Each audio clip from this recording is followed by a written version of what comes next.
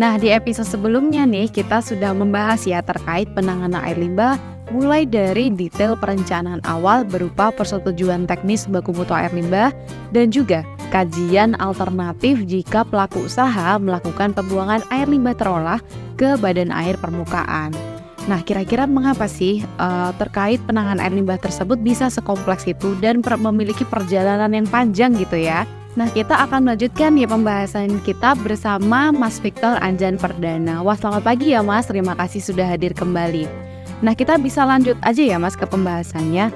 Jadi mungkin dari beberapa pelaku usaha nih berpikiran bahwa wah ternyata penanganan air limbah ini cukup panjang dan rumit gitu ya.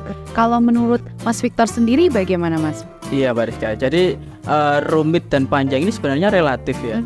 Oke. Karena emang tujuan pemerintah menetapkan peraturan Menteri Lingkungan Hidup nomor 5 tahun 2021 ini pasti ada maksud dan tujuan. Nah, ketika kita flashback ke belakang sebelum Undang-Undang Cipta Kerja ini terbit, itu kalau dulu izin IPAL itu namanya IPLC ya, atau izin pembuangan limbah cair. Nah, ketika itu poin utama yang digunakan sebagai penerbitan IPLC itu adalah kualitas air limbah ini sudah memenuhi baku mutu selama 3 bulan berturut-turut. Nah, obstacle yang dihadapi oleh pelaku usaha waktu dulu, mereka itu sebenarnya sudah punya IPAL Mbak Rizka.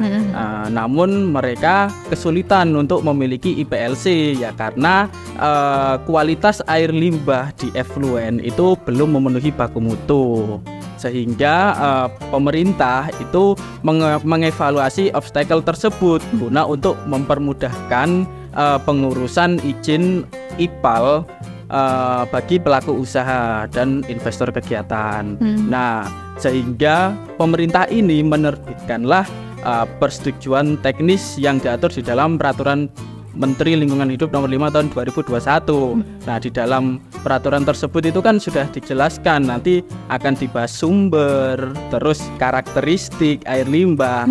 Sehingga dari sumber dan karakteristik air limbah nantinya itu akan akan bisa menentukan kapasitas IPAL dan teknologi sistem yang digunakan sehingga baku mutu air limbah yang akan diaplikasikan ke media lingkungan itu sudah memenuhi baku mutu yang dipersyaratkan. Seperti itu Mbak Rizka. Kemudian setelah pelaku usaha ini memiliki persetujuan teknis pemenuhan baku mutu air limbah itu Mbak Rizka ya, pemrakarsa atau pelaku usaha ini harus membangun IPAL dan melakukan permohonan surat kelayakan operasional IPAL atau SLO. Nah, mungkin permasalahan yang dihadapi saat ini banyak pelaku usaha yang beranggapan bahwa persetujuan teknis ini adalah izin dari IPAL-nya itu sendiri. Padahal persetujuan teknis ini kan membahas terkait sumber, karakteristik dan hal-hal teknis yang akan diaplikasikan ke lapangan seperti itu. Sehingga yang menjadi poin penting di sini adalah SLO sebenarnya Mbak Rizka ya. Nah, waktu ketika pelaku usaha itu ingin mengajukan SLO, mereka ya harus membangun IPAL dan melakukan penanganan air limbah terolah ini lebih lanjut sesuai di dalam isi dari persetujuan teknis itu. Ketika pelaku usaha itu melakukan pengajuan SLO, itu akan dilakukan cross check balance oleh pemerintah apakah isi dari persetujuan teknis ini sudah betul diaplikasikan di lapangan. Kalau misal tidak sesuai di dalam persetujuan teknis, apa yang terjadi? Ya harus melakukan permohonan persetujuan teknis lagi. Ulang gitu ya Mas? Iya betul. Oke. Berarti harapannya dari pemerintah sendiri ini lebih ke dengan pemberlakuan peraturan yang terbaru ini dalam rangka untuk mengantisipasi permasalahan-permasalahan yang tadi seperti baku mutu ya Mas ya, yang sudah terjadi, dan sebagai upaya perlindungan pencemaran kualitas lingkungan hidup supaya jadi lebih baik gitu ya. Betul sekali. Betul, oke. Wah, ternyata perjalanan panjang untuk pengurusan air limbah ini sebenarnya baik ya untuk pelaku usaha karena bisa mengawal penanganan air limbah dari awal hingga akhir, dari perencanaan, pembangunan, dan juga verifikasi untuk memastikan rencana pengelolaan air limbah dapat optimal dan pencemaran air dapat diminimalisir.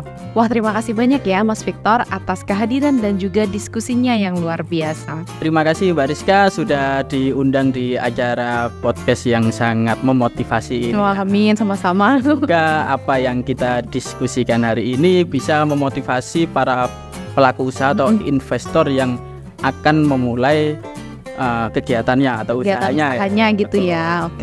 Dan mungkin bingung cara mengatasi air limbahnya itu harus bagaimana. Nah, mungkin dari penyampaian kita bisa bermanfaat bagi para pelaku usaha dan semua teman-teman yang mungkin menyaksikan video ini. Oke, itu tadi pembahasan kita terkait penanganan air limbah. Terima kasih banyak sudah menyaksikan video ini dari awal dan akhir. Jangan lupa komen, like, dan juga subscribe. Sampai ketemu minggu depan di acara Edu Fashion, Great Better Value. Sampai jumpa.